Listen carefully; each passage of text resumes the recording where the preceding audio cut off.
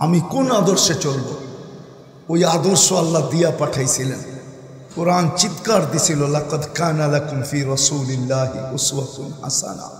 মুসলমান, ও মুসলমান, যাকে আমি সদ ইচ্ছা ইসলামের মুসলমানের ঘরে অস্তিত্ব দিছি, যাকে আমি সদ ইচ্ছায় আমার বিশেষ রহমতের মাধ্যমে উম্মতে মুহাম্মদীর অন্তর্ভুক্ত করছি।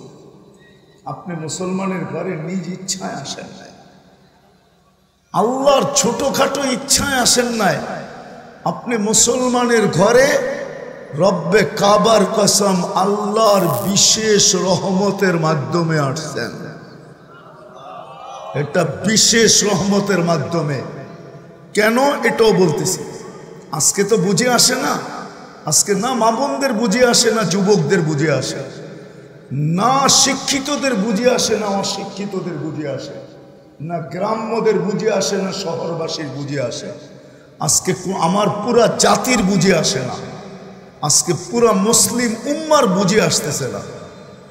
একদিন বুঝে আসবে। যারা শুধু কাগজে মুসলমান ছিল, কাগজে কাগজে মুসলমান বোঝেন? কাগজে মুসলমান বোঝেন? একটু আগে না বুঝাইলাম কাগজে মুসলমান। ফরমে যেখানে ধর্মের জায়গায় ইসলাম লিখতে হইতো, ওইখানে ধর্মে ইসলাম লেখা আসছে, কিন্তু জীবনে তার কোনো ইসলামের ছোঁয়া ছিল না। যেদিন আল্লাহ হুকুম দিবে দুজক থেকে ওকেও বাহির করো, যে শুধু কাগজে মুসলমান ছিল, কাগজে, ওই দিন সারা দুনিয়া চিৎকার দিবে, লাউ কুন্না মুসলিমিন। আফসোস, আমি যদি কাগজে মুসলমান হইতাম, তাইলে হয়তো আমি কাগজে মুসলমান হওয়ার কারণে আমি চিরদিনের জন্য দুজক থেকে বাহির হতে পারতাম, আর চির শান্তির জায়গা। কেননা জান্নাত তো আল্লাহ দুজগীদেরকেও দেখাবে, দিবে না, কিন্তু দেখাবে, দিবে না। অনেক সময় হয় না 15 থেকে 20, এই 5 বছর তো গেল, তাইলে প্রত্যেক বৎসরে 52টা জুমা, 5 বৎসরে কয়টা জুমা হইল? আমি নিজে ডাইরেক্ট পড়ি আর না পড়ি, কিন্তু ইমাম আমার পক্ষ নিয়ে তো পড়লেন। ইমাম আমার পক্ষ নিয়ে আল্লাহর কাছে দুটা জিনিস চাইলেন। ইমাম আমার পক্ষ নিয়ে প্রথমে চাইলেন, ইহদিনাস সিরাতাল মুস্তাকিম, আয় আল্লাহ আমাকে সঠিক রাস্তা দেন বা দেখান। দেখানের চেয়ে তর্জমা এটাই যদি করি তাহলে সমীচীন হবে, যে আমাকে সঠিক রাস্তা দেন, ঠিক না? আরেকটা ইমাম চাইলেন, মা বোনরা নিজে নিজে পড়ে, জামাতে পড়ে না বটে, কিন্তু যতদিনই নামাজ পড়ুক সেও কিন্তু আল্লাহকে এটা বলতেছিল, আল্লাহ আমাকে সঠিক রাস্তা দেন। সাথে সাথে এটাও চাইতেছিলেন যে ইহুদি নাসারার তরিকা থেকে আমাকে বাঁচান। গায়রিল মাগদুবি আলাইহিম ওয়ালাদ-দাল্লিনের অর্থ গ্রাম্য ভাষায় সাদা মাঠা, এটাই হয়। কি ভুল বলতেছি নাকি?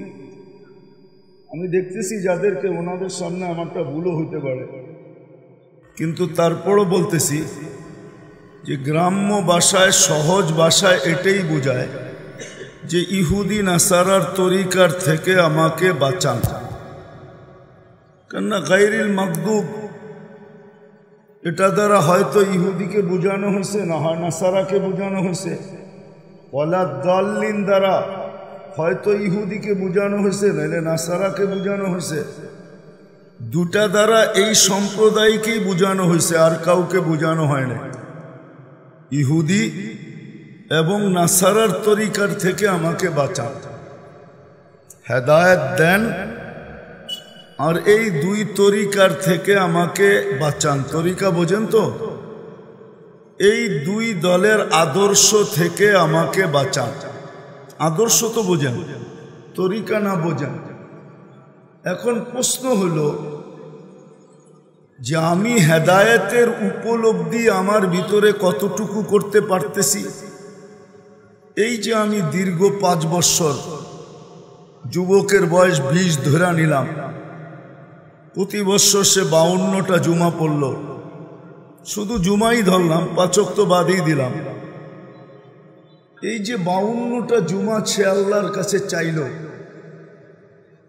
বা ঈদ হিসাবে 10টা ঈদের নামাজে সে ইমামের মাধ্যমে চাইল, সে তার ভিতরে হেদায়েতের উপলব্ধি কতটুকু করতে পারতেছে মনে হয় বুঝাইতে পারি না।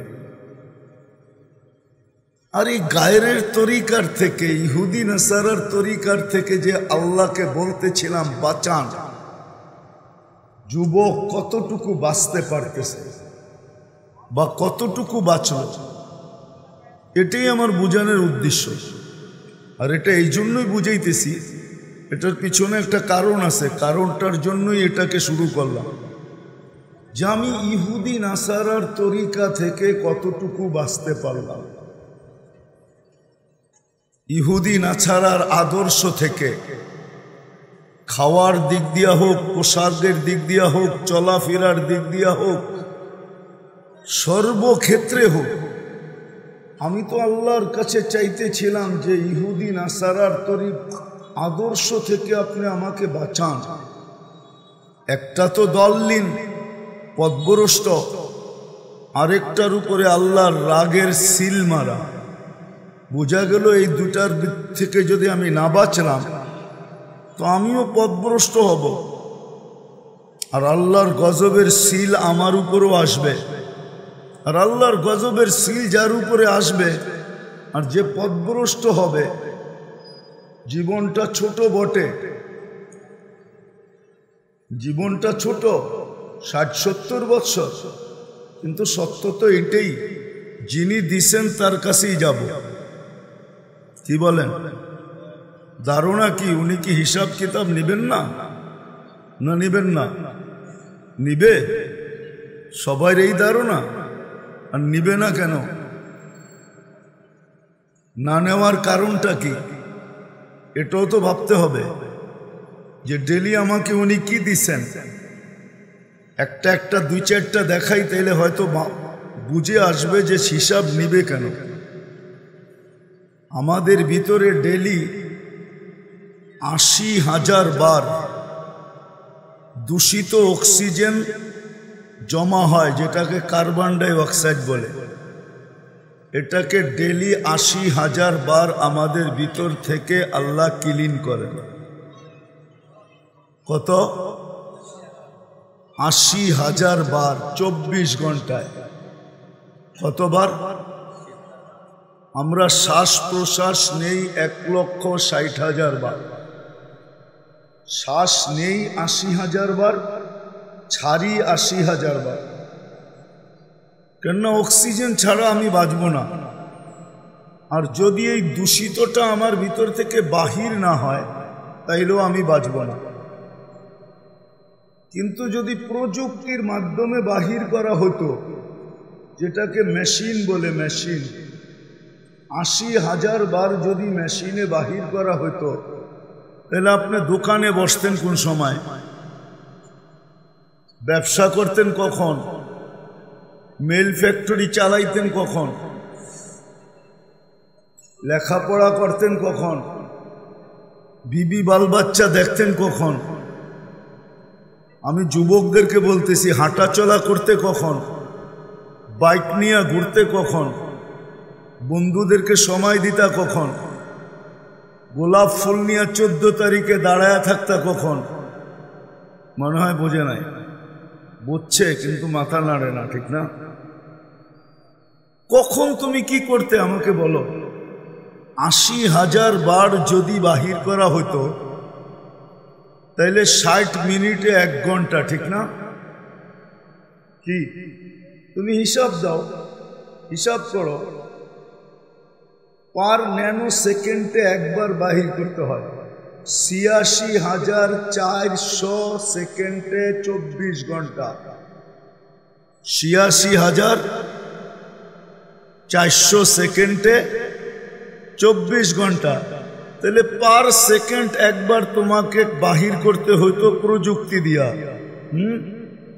তুমি বাপ নিয়ে চলতে তো চলতে কখন, মহিলারা বাচ্চা কাচ্চা পালতো তো পালতো কখন, রান্না বাড়া করতো তো করতো কখন, নিজেকে সাজাইতো গুছাইতো তো কখন।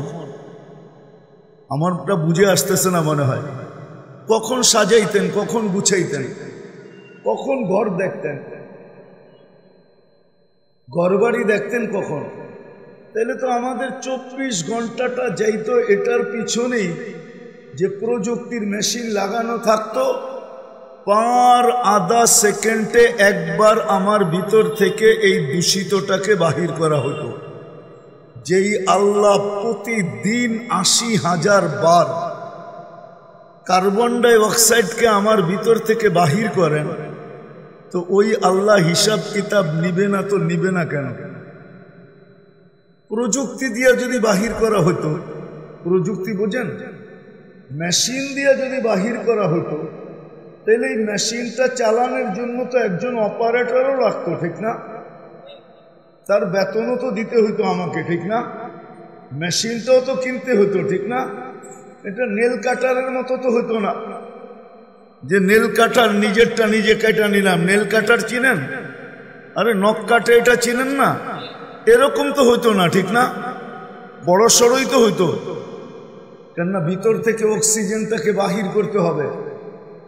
বিদায় আল্লাহ হিসাব নিবে না কেন? আল্লাহ তো কুদরত দিয়া করতেছে, আল্লাহর কুদরতি প্রযুক্তি দিয়া। তো বিদায় আল্লাহ হিসাব নিবে।